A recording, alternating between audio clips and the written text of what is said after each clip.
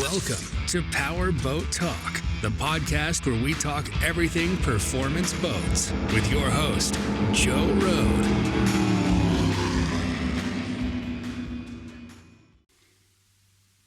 Hello and welcome to my third episode of Powerboat Talk.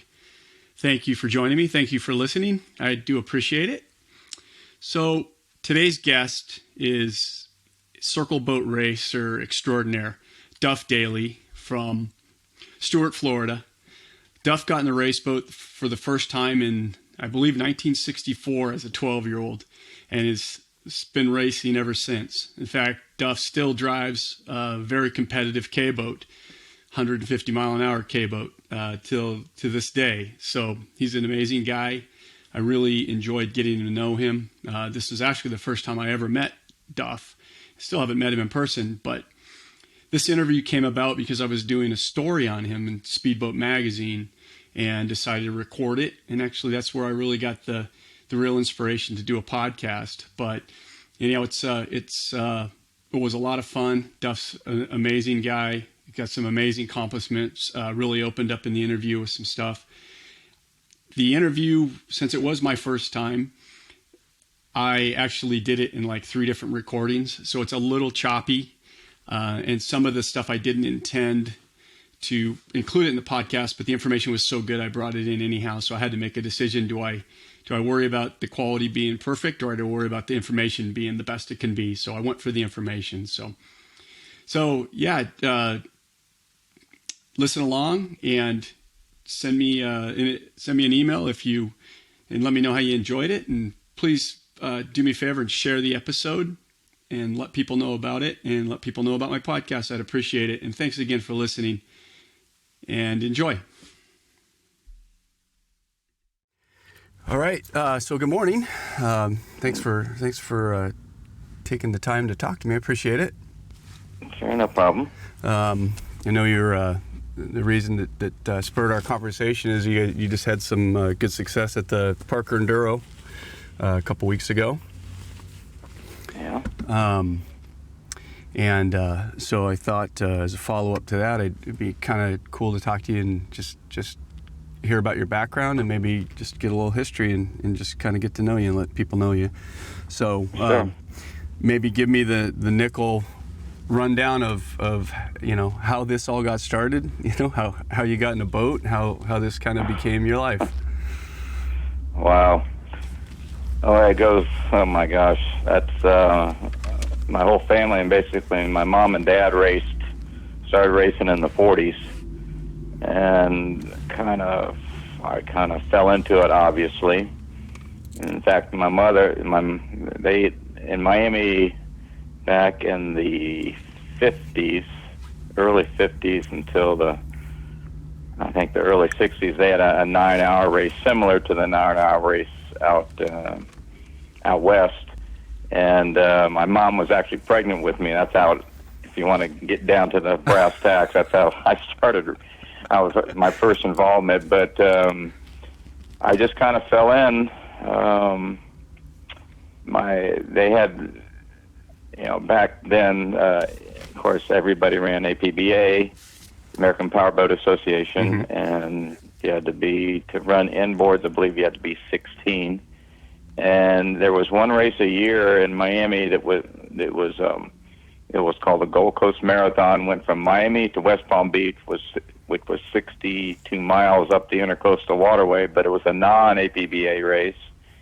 And so in 64, I think it was, 64, my dad and I drove one boat that he had, which was an F service boat.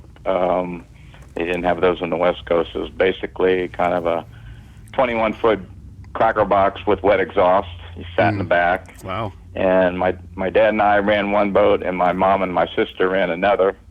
And you went from, like I said, Miami to Palm Beach on Saturday, and then you overnighted, and you returned on Sunday. And they started, I think in 64, they started 150 boats at one time. It was kind of I think there was 12 classes, kind of a free-for-all, and that's kind of how it all got started. And then in '66, my dad and I crashed in that race, and that kind of put a kibosh on the race because it was just getting too dangerous running up the intercoastal waterway, and the Coast Guard had some issues with it, of course. And then when we crashed, that kind of put an end to that. Uh-huh. And I think they ran it one more year at the Miami Marine Stadium. They never did run again from Miami to Palm Beach. And then it kind of evolved, and I started driving SK boats back in 69, I think it was, 68, 69. And it's just evolved from there. Just kind of been racing forever. I think it's like 58 years now. Holy cow. Yeah, so it's been a long time. Yeah, when I was a kid, I was into boating, and we were just river, whatever, flat bottom, ski race anyhow. But when I've kind of followed your, know the name and follow the racing, and when I was gonna do this, I talked to a buddy of mine. I'm like, I'm gonna talk to Duff, but like, his dad's name was Duff too, right? And I'm like, he's like, no, I think that's Duff. I'm like, wait a minute, this guy's been racing that long that when I was a kid. So yeah, exactly. I seriously, dude, I'm like, I can't believe me. That's crazy, man. You have done a ton of races. Yeah, it's been a long time. I'm getting kind of not quite as enthused as I used to be. It's like I said, I'm kind of not getting tired of it, but not really motivated like I used to be. How have I can't even begin, as much as I love it, and I think a ton of people would love to be in your place, hop in a boat and go race, but man, how do you? I mean, the grind and just the prep, and man, how have you stayed motivated all these years? I mean, you must just love it that much. Well, yeah, I mean, obviously I did, but basically I'm kind of like my own worst critic, if you will. I always compete against myself to try to make myself better and do better as things go on. And then I don't know, about probably 8 or 9 years ago, there was a lot of people getting killed in the K boats, and I was involved in them, and so I decided I had to try to do something to help the situation. So we developed a bigger boat. It was a 20-foot boat as opposed to little 18 or 17 and a half foot Beesmeyer type boats. I figured bigger is better and safer. And it's evolved from there. Mike Stock got involved with me, and he had the finances to kind of see it to fruition. And we have now developed a better boat, a safer boat, and which was our ultimate goal. And it just that was my last whim, if you will, to make a safer boat. And now it's just kind of I do it, but I'm not too thrilled about it anymore.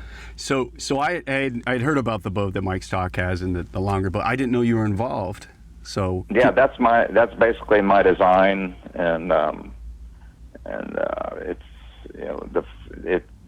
Mike's boat now, the War Eagle. That's the third generation design wise on the bottom, and the yellow boat that I ran the Enduro in, that was the first boat of that new design. Oh, I did not know. And yes, and I built that in '99, first race in 2000, and and when Mike and I got hooked up and decided to make a better deal, it's just evolved. And luckily, I drive them, so I kind of have an intuition on what I think needs to be done on the bottoms, and so it's really been easy for me to evolve to a safer boat, a better boat, and now we have a boat it's pretty it's incredible to drive.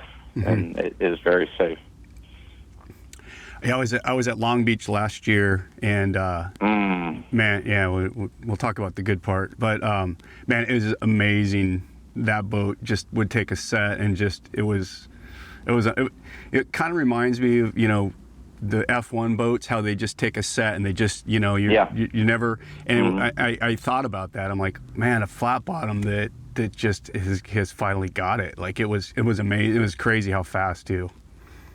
Yeah, I mean, and it turns so well, and of course you can't turn with an F1, but obviously, yeah, it's a very stable boat, and it takes a set and it goes, and it just has really turned out well. Yeah, it's amazing. Now, what's the name of the boat? I don't even know what the name of the. Do you guys call it? Or? Well, we we kind of keep jumping around as to what we call it. I mean,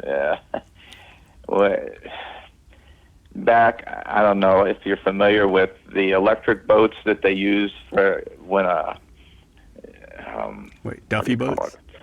A Duffy boat, yeah, exactly. So I said, well, there's a dealer here in town where I live in Stewart, and I just happened to see it one day, and I go, it's kind of corny, but you know, we've called it a Duffy, and then just we really don't have a particular name for it per se, you know. How long, once you guys started talking about it, I mean, how long did it take before you guys actually got that one done? Well, you're talking about the original one, right? Yeah. So when you guys first started talking, like, hey, we want to make this longer boat, safer boat, we're going to use this boat and we're going to stretch it. And Mike said, I guess. Well, no, what happened, my other GN boat was a regular V-bottom racing craft. Uh-huh. It blew apart on me in Burley, Idaho, I think in about 98. Oh, okay. Or probably 98 or 99. So, and the boats were getting to the speed. Anyway, the V-bottoms were getting real flighty. They're, chine walking a lot. Mm-hmm, so mm-hmm. I said, I want to try something different. So Mm-hmm. I did. And that's kind of how it started. And, Did you, I mean, that one, did you use that kind of as the plug? Start building off that? No. What actually, Dave Rankin found me this boat. It belonged to Dave Hadley, which used to make, he had Finish Line Hardware, which is way back. Oh, yeah. He struts and rudders and shit. And then he had the boat, and it had never had a hole drilled in it. And it had a single ply, like a piece of 3/4 inch in the transom. It was like it was new, but it wasn't really quite finished. So Mm-hmm. I got it. We worked on the bottom, and we decided it had twisted stringers in it, but the deck had big holes in it. It was rotten. Mm-hmm. And had wood deck, of course. And then the guy who was helping me, he says, I got a guy that'll build a mold off of it, but we got to do it right away. So we did a real quick patch job on the deck, and we built the mold off of it. So it was kind of once I got the boat, it was, 6 to 8 months, and we had a mold. Oh, wow. So it was fast. Right. So it was quick. So that Hadley, that was just something that guy was coming up with? Well, Hadley had the boat, and he just never finished it. And I don't know why. Uh-huh. But, I told Rankin I was looking for flat bottom. It started out as a 19-foot or 20-foot racing craft flat bottom GN boat. Mm-hmm. Because, Rudy made both. Mm-hmm. The flat bottom and the V bottom. And he says, he called me and says, hey, I found this one, and the price is right. Come get it. Or, I forgot actually how I got it. I don't know if I pulled it back or somebody did. But anyway, so we got it from Dave, and that was it. Huh. So that was a pretty good head start on the whole deal, huh? Oh, yeah. Oh, definitely. Yes, definitely. But it took a while to tweak even the first boat. I had to do some tweaking on the bottom, and then, of course, when we did the K boat, we changed it a lot because there's too much V in the front. Mm-hmm. But so it I told you about it, kind of continued from there. Yeah. So does Mike? I mean, do you guys actually sell them, or can somebody go to Mike and buy one? Or no. Well, Mike, when kind of once we got the first boat in the K boat was the El Cid, and then that was the second generation, I guess. And so once we got it kind of working right, that took about 4 or 5 years to really get it. A lot of bottom grinding and adding and all this, and then we decided to build some boats. So we built 4 of them, or Mike did, or we did. We got Hallett boats to build them, and there was, like I said, 4 built. Mike Mike wanted to rig all of them so they were all complete, and nobody could say, well, you sold me a boat that wasn't any good, this and that. So he built 4 boats. One went to Australia, and then he's got one. There's another one up in Boise that doesn't run too often, and they rolled it over in Bakersfield last year or this year, and then the other one John Grijalva has out, and Ty Newton drives it. Okay. And if there's the bottom line, the mold sitting at Nordic, and I don't know. Mike doesn't want to build any more boats because it's amazing. You become a boat builder, it's a headache beyond belief to rig them and stuff like that. So whether there'll be any more built, nobody really knows. Gotcha. Well, that's super interesting. Yeah, like I said, I'd heard about it, but I never really knew the whole story. So that's pretty cool. And plus, we're not really motivated to do it anymore. It's just. I'm like I said, I'm starting to kind of wean myself away from the racing a little bit, and so, but we'll see. You never know. Well, I have to say, hearing about the Gold Coast race, I probably heard about it, but the fact that you did 60 miles in the Intercoastal in a cracker box in consecutive days. Yeah. Well, like I said, it was called an F service boat. It was a 21-foot long boat, but it was, set up like a cracker, but it was a long boat compared to a cracker, of course. Okay. And but like I said, I was only just out of 6th grade, whatever the heck that is, 12 years old or whatever. Yeah, so Gotcha. it was an experience, to say the least. I'm just finishing a restoration of the only existing boat like that boat that my dad had. And the boats were made in Miami. My dad had the only 21-footer. It was called you don't have to print this. I'm just doing this for your general knowledge. But it was built by a guy named Howard Abbey. He built fishing boats, actually, and my dad got this 21-foot Howard Abbey boat, and that's when he started getting his name, the Omona and, all that stuff. And this guy only built one, like I said, and he built about 15, 18-footers. Well, my friend of mine, about, I don't know how many years ago, he was in Central Florida, and he did a barn find. He found the only existing 18-foot Howard Abbey boat in existence, the only Howard Abbey boat ever left, because the guy used galvanized screws in a wood boat. And, of course, after about 10 years, the galvanizing explodes and the wood goes to shit. Anyway, he bought it, started to restore it because, his dad raced too. And then he had to get rid of the boat. And he said, he called me and he says, you give me $1,000 or the boat goes to the landfill. And he probably already put $5,000 bucks. He had rebuilt about 80% of it. I said, okay, I got it. I said, well, if I'm going to do it, I'm going to do it right.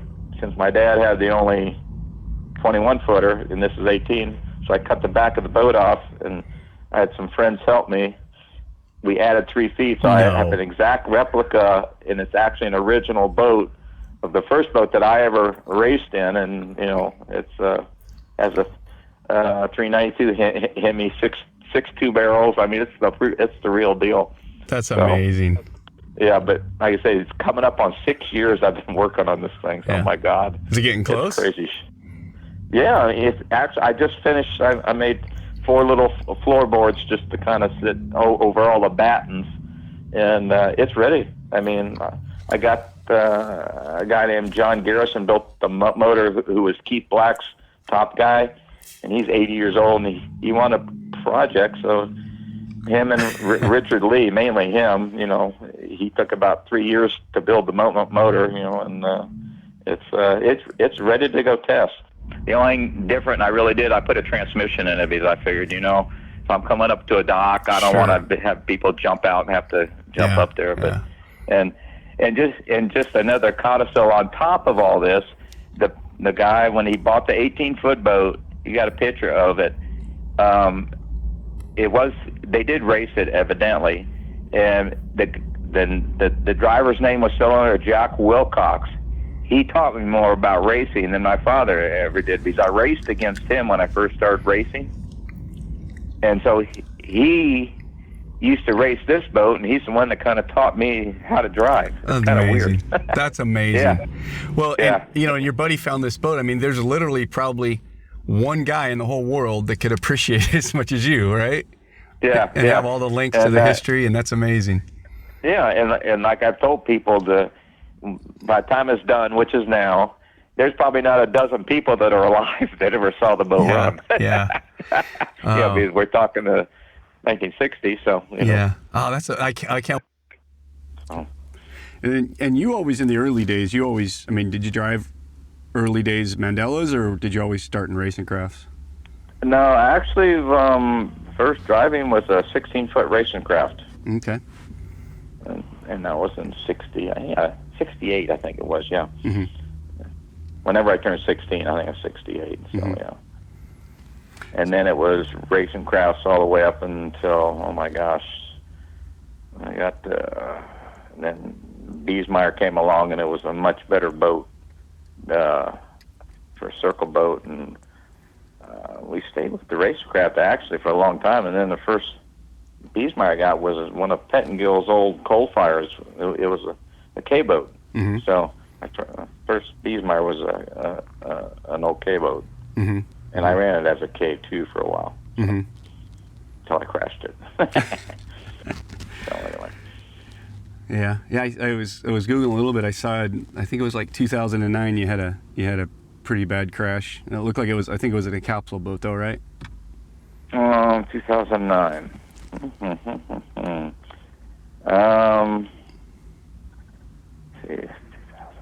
That was, if it was in the kilos, is that I believe it was. maybe? Yes, I believe it was a kilo run. Yeah. That was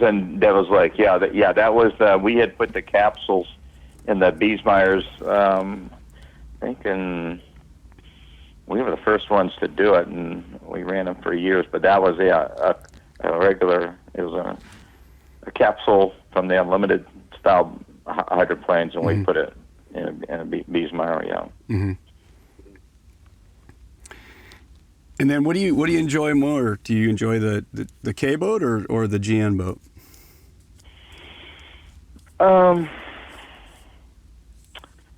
Well,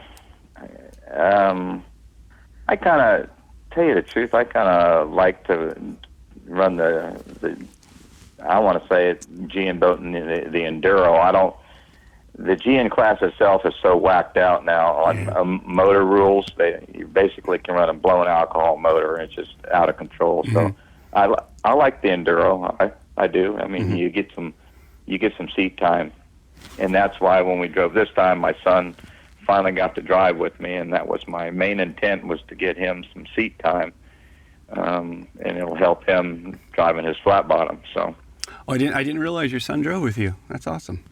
Oh yeah. That was the first time ever that we actually got to drive together, and that was, we were supposed to last year, and then I ran one lap and my hydraulics went out, so that was the end of that. And then this year he drove the second leg. So yeah, no, it was great. It was a first.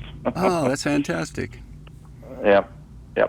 Has he been like you, where he's been around it from the beginning, and it's just a natural, he's going to step into it? Well, he's been around it, of course, but he didn't. There weren't, at his age, there weren't the races, the non-APBA or non-official races where you could run really young in an inboard. So he started. Actually, let's see, what's his first race? I got him an SE boat, a Beezer. And right out of high school, he didn't even do anything in high school. Right out of high school, he went in the Marine Corps. He's still in the Marine Corps. And so he has very limited time to go racing. But,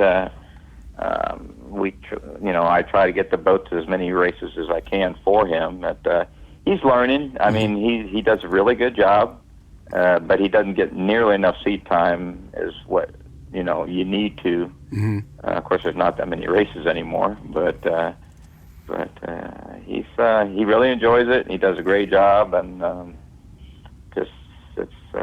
it really makes me feel good that we could race together. You can't even imagine how that makes me feel. I mean, it's just like it's like a proud type moment.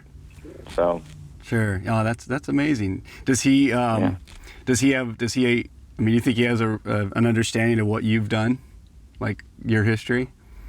Oh yeah. I mean, he knows all the albums we have and all that stuff, and in fact, one of the best pictures I have is of him, and he knew what was going on. He was probably 2 years old, maybe, and we were at a race in Seattle on a K-boat, and I had him sitting on my lap while we were waiting to go out, and I was, my jacket and the helmet was sitting on the deck, or wherever it was, and he's sitting on my lap like 2 years old, my favorite picture, and now he's driving, and he's in the Marine Corps, and he's doing special operations in the Marine Corps, and just, man, you couldn't get a better kid. That's awesome. So that's awesome. Well, that doesn't happen by accident, so. Yeah, you take your chances. Being a parent, you hope you do the best, but you don't see the results for years. Yeah. You do your best you can. My wife and I always say you do the best you can, and you cross your fingers. Yes, exactly. Yeah, exactly right. So, yeah. Well, that's awesome. And then you guys won a little bit of money this year too, right? Yeah, it was $30,000. It's kind of like a Calcutta. Everybody chips in, and I think there's 10 boats, but all the money went to Mike Stock, because even though it's my boat, it's his motor. He pays the fuel and the entry fee, all the he gets the boat there, and just the gas alone, I think, was six barrels, 8 barrels, whatever, and he pays room and board and all that stuff. So and all the money he's lost over the years, or we broke down or something. So I just gave it to him, and he might break even, maybe. But so it's it just, I kind of keep everything moving forward. Sure. Well, it had to feel good to come out, even if you broke even, right?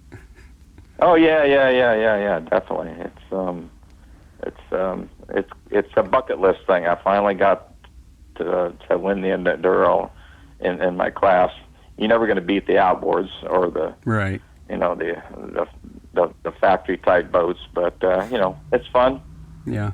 And everybody has a good time. So that's the first time you won? Yes. No kidding. Yep. I mean, 2 years ago, I was 5 laps ahead, and I got shorted on fuel at my pit stop. So I ran out of gas. Oh, no. I wasn't real happy about that one. No. Oh, I didn't go back and look, but I was like, I was going to ask you, so how many times have you won this race? Yeah, no. That's the first one, and it was not trouble free. We had some issues, and there again, we strive to do better, and we have to re-engineer some stuff in the boat. And we've never had a motor problem. It's all accessory type stuff, propellers or fuel tank cracking or something like that. Oh, gotcha. But we're going to do some re-engineering and try to get it perfect if that's possible. Yeah. Do you have any tricks up your sleeve from last year, or just make the thing live? Just make it live. I mean, we have the boat dialed in right, and it does what it's supposed to do. It just longevity, man. It's tough, trying to make something like that live for a long time. I mean, just one little thing can put you out. And last year, a hydraulic pump went out. We were done. So it could be anything, a switch or whatever, Yeah, absolutely. It's crazy. Yeah.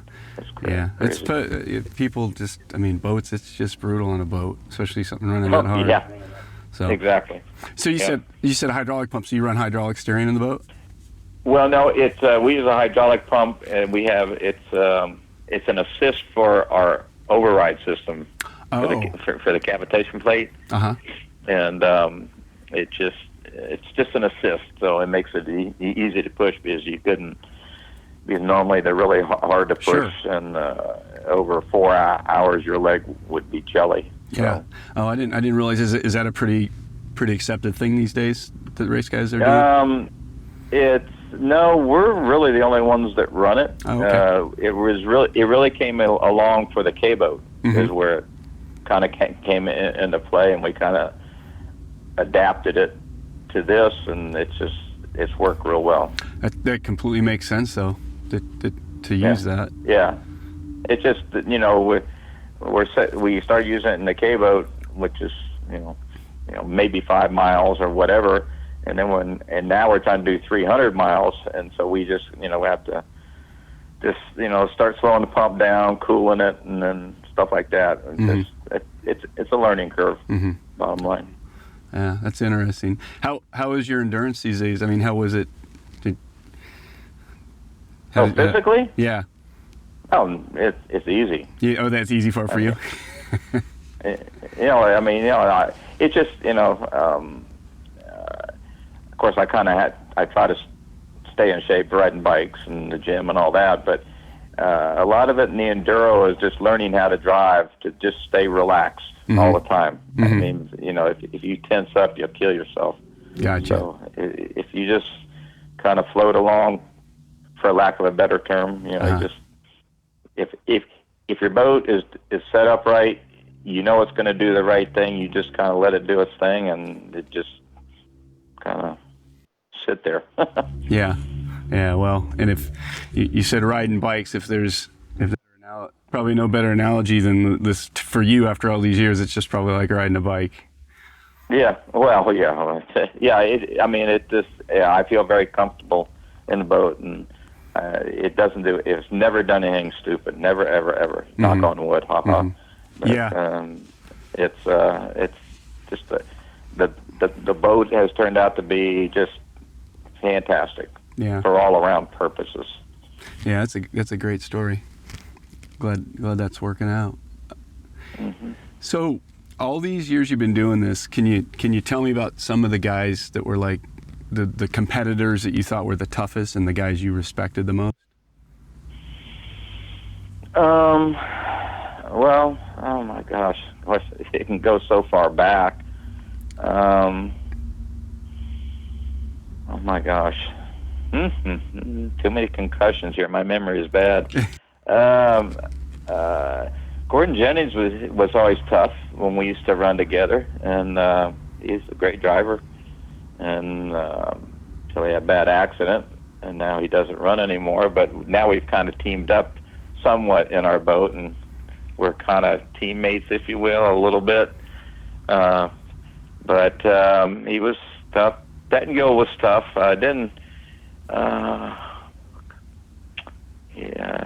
Pettengill was really good. Well, Pettengill was good, but he had the best boat design. That's kind of like it was the transition from the racing craft to the Biesmeyer, and Pettengill was the first one, obviously, because he built the Biesmeyer. The boat was so much better than everything else out there.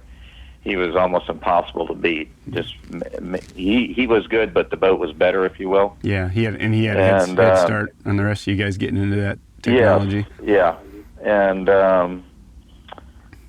that's about. I'm trying to think. That's offhand. That's the only thing I can think of offhand. Like I said, there's been doing it for so many years. I'm sure I'm forgetting some. Yeah. Top competitors and stuff, but we've been lucky enough to be able to stay towards the front of the pack for a long time. Yeah. And So do you remember your first win? I remember it was kind of I don't remember it specifically, that particular race. All I know is my first race, which was in an SK boat, which is the class kind of went away in the late 70s. It's basically just a super stock, just like what we run now. But my first race I finished third, my second race I finished second, my third race I finished first. So I can't remember anything else about it, but I remember the numeric sequence, Yeah, gotcha. So, but that's about it. Think your dad was feeling the same way then that you did after the... Oh yeah. Yeah. Yep. I mean, he we weren't. He never really raced anything out west. Everything back. Well, wait. Let me take that back. We did back in the day, Rudy Ramus and all that, when we actually had real marathon racing. 250 miles or 200 miles, and evolved finally down to 100 miles. He raced. He might have run a couple of races out west, but most of our stuff was either from Texas east, and the 100 miles or the 250 mile races. Mm-hmm. So. And then Rudy and a lot of the West Coast guys came back there, right? Oh yeah. In fact, those 9-hour races back in the late 50s, Rudy came out, I think, in a 16-foot racing craft. Oh my God, a little Escape boat, and it was. I'm sure he got beat to death in that, but that's. I want to say it's the first time I met him, but I was, in the later years in the 60s, I was so young I really didn't pay much attention. Mm-hmm. So, early 60s. And that's pretty fascinating about your mom boat racing too. Yeah, she was. She did good. She was a national champion in that F service class, and because my dad and I, when we crashed in '66, he broke his back, and I burned my legs, and so he couldn't race for a couple of years. So she took over, and she won national championship. She did a pretty good job. She was a tough old bird. Oh my gosh! So that's how she got in the boat when your dad was out. She's like, I'm coming in, huh? Yeah, well, she used to ride with him in the 9-hour race. Mm-hmm. I don't know if she actually ever drove. I know they used to co-ride together. I don't tell you the truth. I don't remember if they ever co-drove, but I know she rode with him for 9 hours, and it was crazy shit, man. That's awesome. And they won it one year, and they got second 2 other years, and they would have won it one of those years, but the way they figured it, at the end of 9 hours, they had just passed the first place boat on the backstretch, but they figured at 9 hours they were actually in second place, so he kind of got screwed out of the first place. But anyway, and the boats weren't fast. They probably ran 70 miles an hour, So, but it was just old school racing, I mean, very basic. So. Yeah. Cool. So I was doing some research, and man, you got a lot of stuff. I'm going to send you. I got a whole bunch of articles. I'll send them to you in case you don't have them. But okay. It's pretty cool. But it was just amazing. Something came to my mind. I'm like, it seemed like out of the gate you were just successful and like really successful.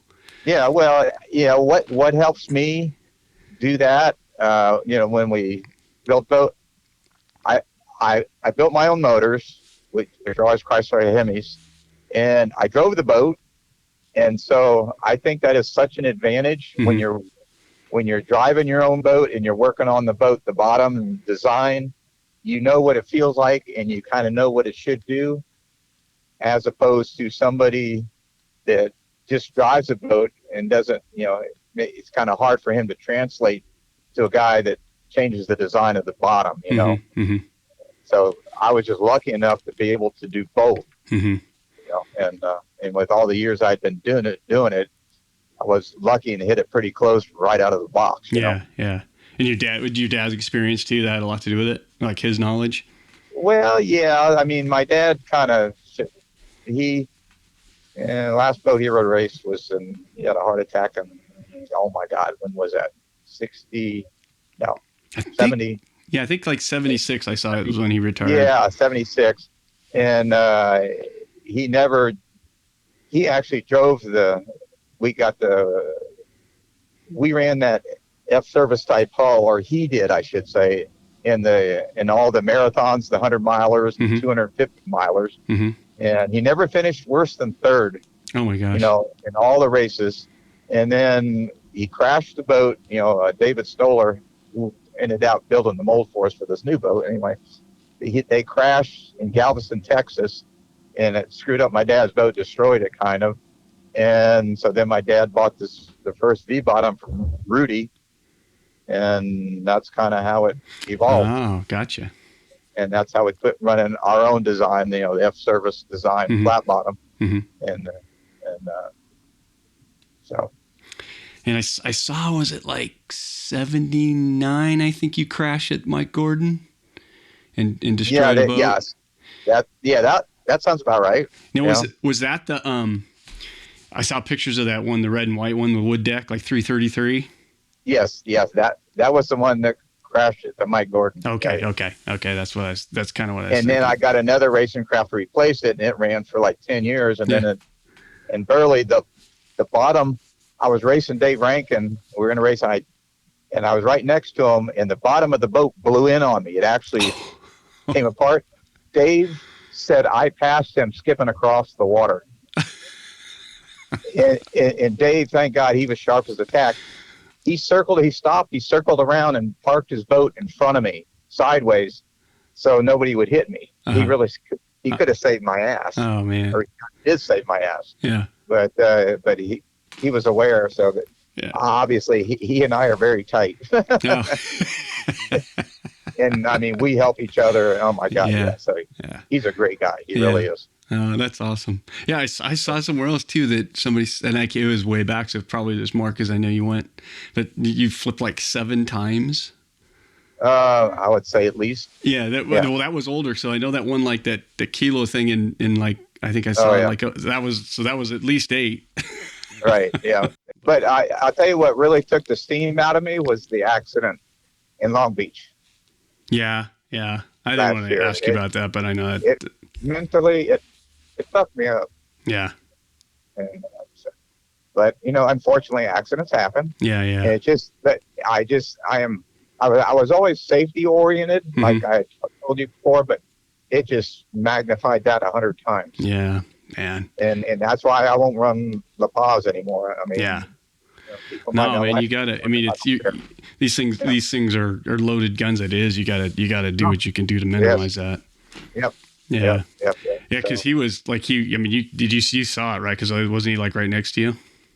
Yeah, and we bumped. Oh. And that's I'm it was a racing accident. We both hit each other. Yeah. And of course I was in a cell and it didn't hurt me at all, but his boat went up and crashed, and I don't know. I actually don't know whatever happened to him. It probably broke his neck. Yeah. But and I had picked him to take my driving slot. Really? Mm-hmm. Dang. So that really fucked me up. Yeah. No, it's too bad. But it was what I told you though is there, and what a contrast. I mean, he's driving the crap out of that boat, but man, you could just got the difference. Yeah. Like, I don't know. I mean, you can't see you in the inside of it, but you just, that's like the comfort you must be in compared to what he's in. It's amazing. I can't imagine what you mentioned it before. I can't imagine what the daily scrapbooks look like. Yeah, well, there's a lot of them, and I am missing one that's got a bunch of really good old pictures, and it's, oh my God, it's in a steel box. It's like a little lock box. My wife says, it's not in the house. I don't know. It's got to be somewhere in the attic. I don't know, wherever. But anyway, I mean, we have some, good. I mean, back stuff with Red Adair, racing against Red Adair and stuff like that. GN stuff. And oh my God. That's crazy. And actually, Mike Reagan, Ronald Reagan's kid. And, oh yeah. We have pictures, all that stuff. It was cool stuff. It was, neat. Yeah, that's awesome. Something you did that I wanted to ask about that was really intriguing to me was, I think in 2019, didn't you go over to Australia and do that? I think they call it like a bad boat challenge or something like that. Yeah, it was. That was I'd been over there. That was the first time I went over there. That was the third time. Okay. Yeah, we went over there, and it was, they're racing, they are serious racers over there, not like it is here, I mean, comparatively. I mean, I think they had 26 blown boats there that we had to compete against, and it was, I mean, it's they really run a super program as far as getting the races off, and we struggled. I mean, we had to. I'm trying to think. one year we had all kinds of problems. I'm trying to think if this was the last time we went. I think it was. Last time we went, we were having severe growing pains with the engine setup. We went back, I think it was 2 years before we went, and we won by 2 points. They have 2 weekends, and you get the points, obviously, for each heat and place and all that. And then we won by 2 points. And within those 2 years before we came back, they really stepped up their game. All the boats did over there. We were stepping up ours, but we were kind of a little bit behind. And one day we changed motors 3 times, and we never missed a heat. It was kind of everybody dug in, and we changed motors quick and this and that. But I think we ended up 3rd in 2019 overall. Mm-hmm. But they are some really serious competitors over there, and they really have their act together for sure. Yeah, like you said, it seems like I just follow them on social media, but it seems like there's a bunch of them. They're fast. They've all got. Seems like most of the classes all have capsules, and I'm like, how do they? Because I mean, there's money down there, but it's not money like up here. I know from selling parts to the Australian guys, they're always, buying more basic stuff than we do up here, less flashy. They're all about just getting it done. But I see that stuff. I'm like, man, how do they get that program down there? Well, the first year we went there, I'm trying to think of when that was. That was 2000. No, oh God, 7, 9. I don't know when it was.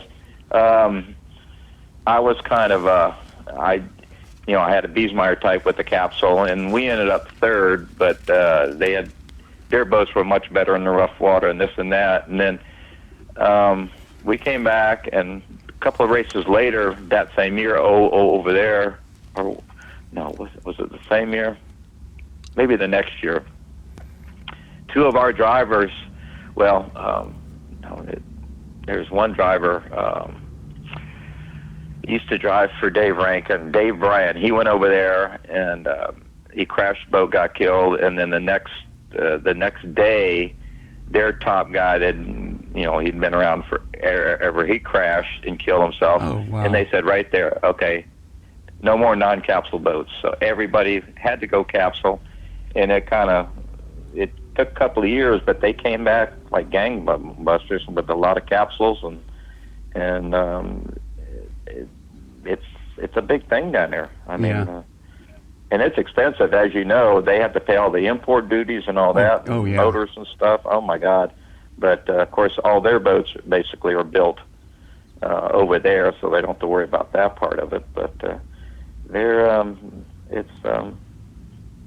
it's tough to run against those guys because they're really fast. They really are. Yeah, like I say, it looks that way, and it's like, and I wonder sometimes if the duties that they pay, they have to do stuff there, so their ingenuity, they just make do, and they just do really well with what they have is kind of what I've seen through the years. Yeah. I mean, they don't have problems spending money, that's for sure. Yeah. And I think too might be a factor is there's not as many other sports over there.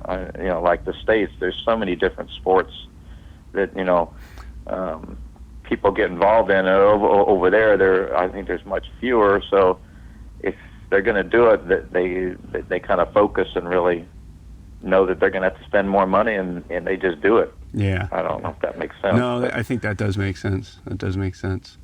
All right. Cool. I think I'll know the answer to this one, but through all these years, kind of what's your favorite boat? I like my yellow boat. That's what I thought you were going to say. The GN boat that I ran in the Enduro.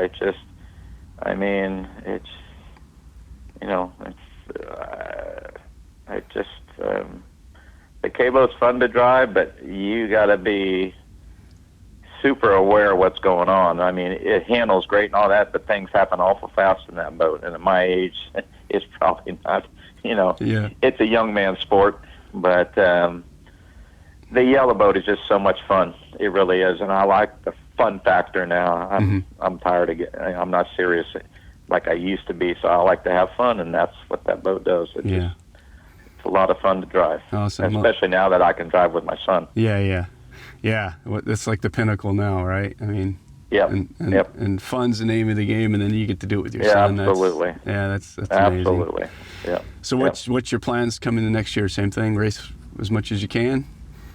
Well, I really don't want to run Parker with the K-boat anymore. We run it at La Paz, and I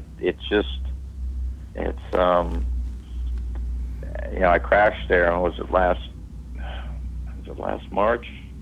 And the problem is they can't control the river traffic, and you can stop a boat, quarter of a mile down from the race course, but the swell keeps coming down.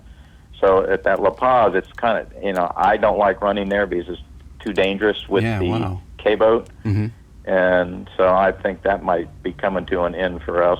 If we go back to Blue Water, that'd be fine because it's at the end of the river, very limited boat traffic, Gotcha. so it's much safer. And but I don't know if I'll be racing as much, but like I said, I'm just tell you the truth, I'm looking forward to the Enduro again already, and it just happened. Yeah. So that's awesome. So my last thing to ask you, what's something that people don't know about you, or that people would be surprised to hear about you? Oh my gosh.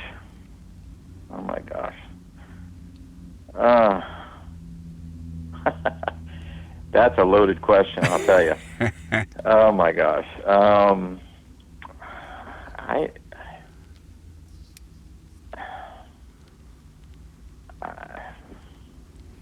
Man, I don't even know if I can answer that, Okay. to tell you the truth. I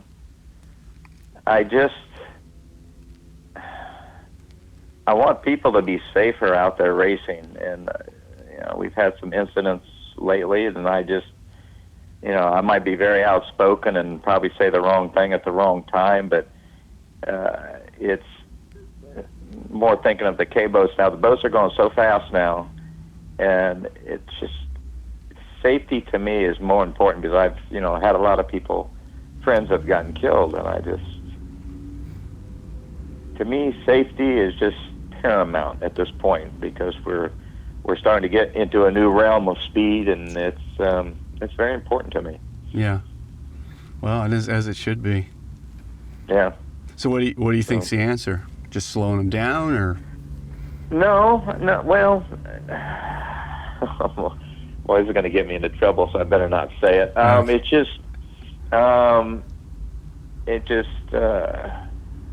We have to be more vigilant, I guess, in our maintenance of the boats, in our setups of the boats, and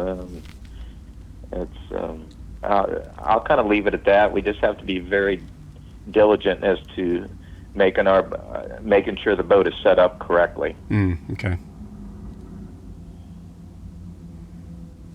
Gotcha. Just doing the extra, doing the work, and realizing that these things are knowing what you're doing and doing the work, and it just, yeah, exactly. Respect. I grew up around this, and when I was a kid, which 70, 80 miles an hour is a fast boat, and now these guys, it's insane what you can go by a turnkey boat, how fast it goes. Oh yeah, no, oh my God, and how many people are getting killed? Well, Lake Havasu is a prime example, Yeah. What I think, unfortunately, though, it's kind of almost the opposite. And I, as growing up and as they got faster, I was always a guy going, man, these guys are just going to kill each other right and left. And there have been accidents, but the boats are so safe now. I think the generation now, I don't think they have the respect for the speed that we had, because yes, you could get hurt quick in a 70, 80, 90 mile an hour boat, where now, yeah, oh yeah, absolutely, they don't, there's not the respect. I mean, and maybe I'm an old guy, but I get in the boat now, and if a guy's going 75 and I've got a jacket on and I'm holding on because I'm like, it can bite you, but the stuff is safer, so good for that. But still, I think that's taken it, because the stuff's safer, I think it's taken away some of the, unfortunately, the fear factor, and maybe you're seeing that trickle down into some of these, race guys. Yeah, I mean, all you need now is money, and you can go buy whatever. Yeah. Yeah. It's crazy. Yeah. Yep. No. I agree. Well, hey, I don't want to keep you longer, but thank you very much. I appreciate it. Oh, yeah, man. Very cool to learn about it, and I'm really happy to learn about your son and Enduro, and that's a cool story. Oh, yeah, that was. So. Yes, sir. That was great. Again, thanks again, and okay, man. We'll talk soon. No worries. Any problem, give me a call. Thank you. Thank you for listening to Powerboat Talk. If you like what you've heard, please head over to Apple Podcasts and give us a 5-star review. For more Powerboat Talk, follow us on Facebook or Instagram, or visit our website at powerboattalk.com.